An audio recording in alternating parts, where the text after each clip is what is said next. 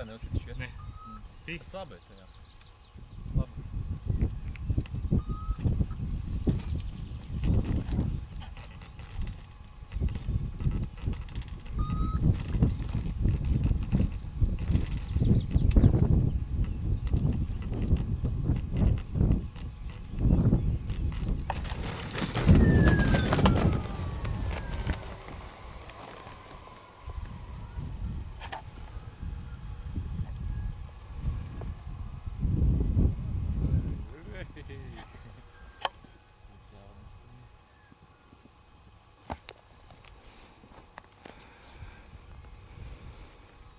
Vrati se!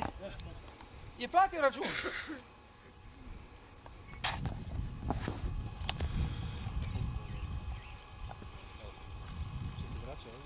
Ma ne može to.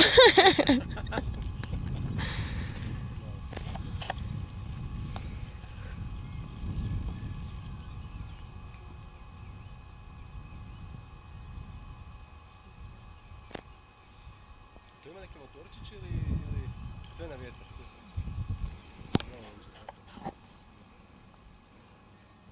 A Boki, jel on curi ili ne curi? Evo sad više ne curi, pa malo curi.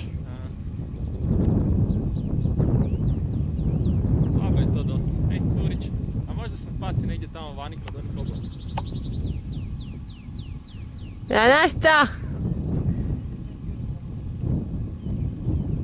Ne vidim ga, grozno ga snimam jer ga ne vidim.